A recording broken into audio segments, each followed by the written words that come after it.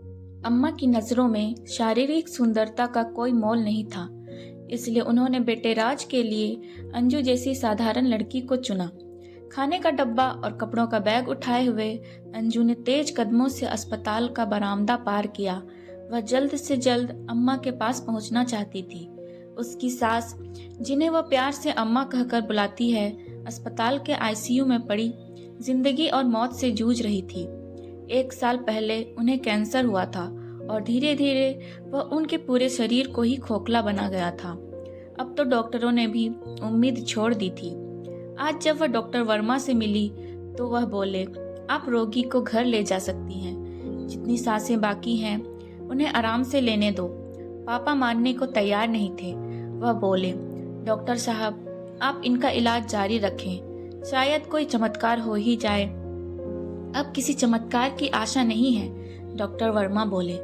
Life support system उतारते ही शायद उन्हें अपनी तकलीफों से मुक्ति मिल जाए। पिछले 2 माह में अम्मा का अस्पताल का यह चौथा चक्कर था। हर बार उन्हें आईसीयू में भर्ती किया जाता और 3-4 दिन बाद उन्हें घर लौटा दिया जाता। डॉक्टर के कहने पर अम्मा की फिर से घर लौटने की व्यवस्था की गई, लेकिन इस बार रास्ते में ही अम्मा के प्राण पखेरु अलविदा कह गए। घर आने पर अम्मा के शव की अंतिम यात्रा की तैयारी शुरू हुई। वह सुहागन थी, इसलिए उनके शव को दुल्हन की तरह सजाया गया। अंजू ने माँ के खूबसूरत चेहरे का इतना श्रृंगार किया कि सब देखते ही रह गए। अंजू जानती थी कि अम्मा को सजना संवरना कितना अच्छा लगता था। वह अपने रूप के प्रति हमेशा ही सजग रही थी। बीमारी की अवस्था में भी उन्हें अपने चेहरे की बहुत चिंता रहती थी। उस दिन तो हद ही हो गई जब अम्मा को 4 दिन तक अस्पताल में रहना पड़ा था। कैंसर ब्रेन तक फैल चुका था, इसलिए वह ठीक से बोल नहीं पाती थी। अंजू जब उनके कमरे में पहुंची तो नर्स ने मुस्कुराकर कहा, दीदी, आपकी अम्मा मुझसे कह रही थी कि मैं पार्लर वाली लड़की को बुला कर लाऊं। पहले तो मुझे समझ में नहीं आया, फिर उन्होंने लिख कर बताया तो मुझे समझ में आया। आंटी मरने वाली है, फिर भी पार्लर वाली को बुलाना चाहती है। यह बताकर नर्स कमरे से चली गई तो अंजू ने पूछा, अम्मा क्या चाहिए? अम्मा ने इशारे से बताया कि थ्रेडिंग करवानी है। जब से उनकी कीमोथेरेपी हुई थी, उनके सिर के बाल तो खत्म हो गए थे, पर दाढ़ी मूंछ उगने शुरू हो गई थी। घर में थी तो वह अंजू से प्लकिंग करवाती रहती थी, पर अस्पताल जाकर उन्होंने महसूस किया कि 4-5 बाल चेहरे पर उग आए हैं, इसलिए वह पार्लर वाली लड़की को बुलाना चाहती थी। अम्मा की तीव्र इच्छा को देखकर अंजू ने ही उनकी थ्रेडिंग कर दी थी। फिर उनके कहने पर भवों को भी तराश दिया था। एक संतोष की आभा उनके चेहरे पर फैल गई थी और थक कर वह सो गई थी। नर्स जब दोबारा आई तो उसने अम्मा के चेहरे को देखा और मुस्कुरा दी। उसने पहले तो अम्मा को गौर से देखा, फिर एक भरपूर नजर अंजू पर डालकर बोली, दीदी, आपकी लव मैरिज हुई थी क्या? नहीं, ऐसा नहीं हो सकता, नर्स बोली। अम्मा तो इतनी गोरी और सुंदर है, फिर आप जैसी साउथ इंडियन लगने वाली लड़की को उन्होंने कैसे अपनी बहू बनाया? ऐसे प्रश्न का सामना अंजू अब तक हजारों बार कर चुकी थी। सास बहू की जोड़ी को एक साथ जिस किसी ने देखा, उसने ही यह प्रश्न किया कि क्या उसका प्रेम विवाह था।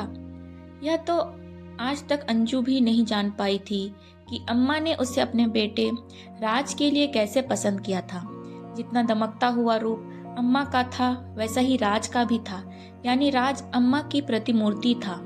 जब अंजू को देखने अम्मा अपने पति और बेटे के साथ पहुंची थी तो उन्हें देखते ही अंजू और उसके माता पिता ने सोच लिया था कि यहाँ से ना ही होने वाली है। पर उनके आश्चर्य का तब ठिकाना नहीं रहा था जब दूसरे दिन फोन पर अम्मा ने अंजू के लिए हाँ कह दी थी। अम्मा कुंडली के मिलान पर भरोसा रखती थी और परिवार के ज्योतिषी ने अम्मा को इतना भरोसा दिला दिया था कि अंजू के साथ राज की कुंडली मिल रही है। लड़की परिवार के लिए शुभ है। अंजू कुंडली में विश्वास नहीं रखती थी। हाँ, कर्तव्य पालन की भावना उसके मन में कूट कूट कर भरी थी, इसलिए वह अम्मा के लिए उनकी बेटी भी थी, बहू भी और सहेली भी।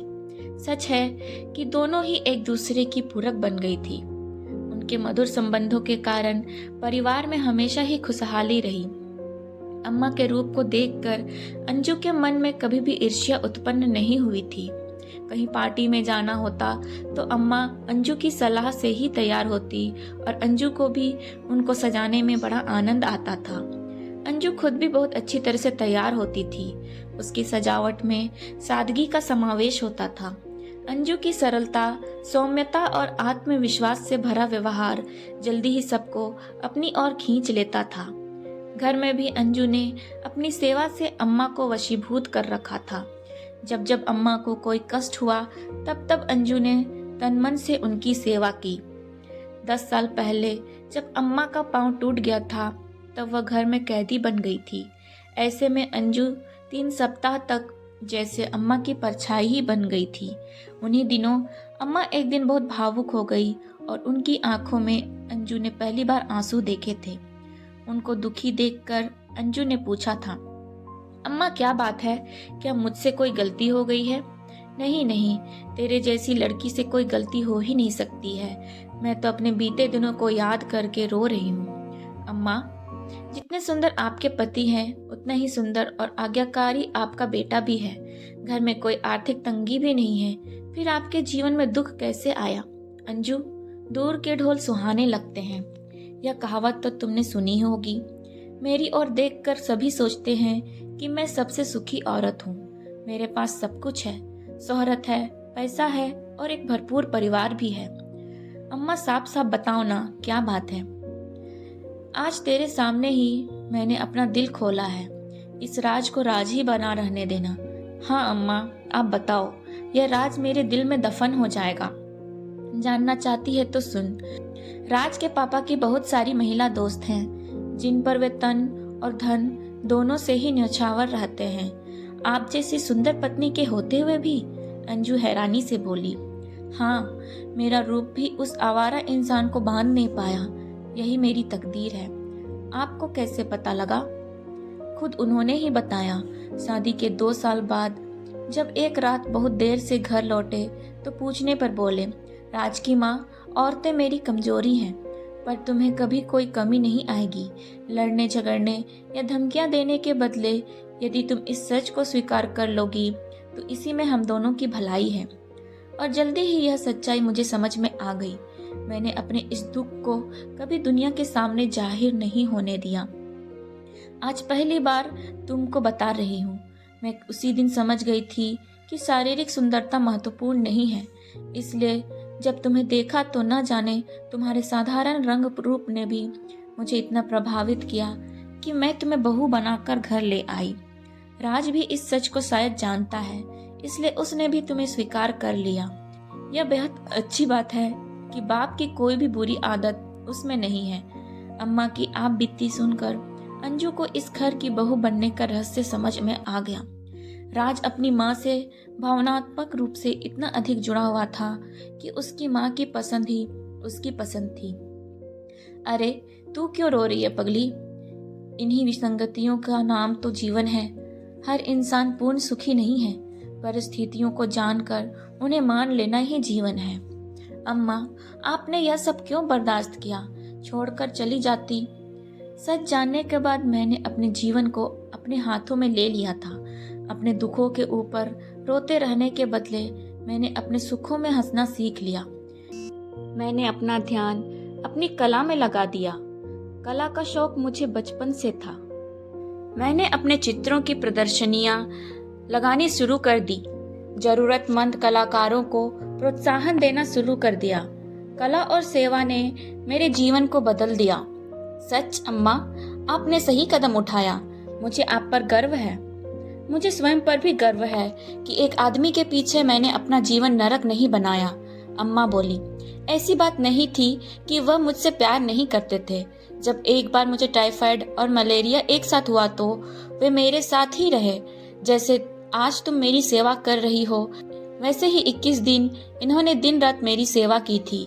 अब जब से अम्मा को कैंसर हुआ था तब से पापा ही दिन रात अम्मा की सेवा में लगे थे। आज उनकी मृत्यु पर वे ही सबसे ज्यादा रो रहे थे। उनके आंसू थमने का नाम नहीं ले रहे थे।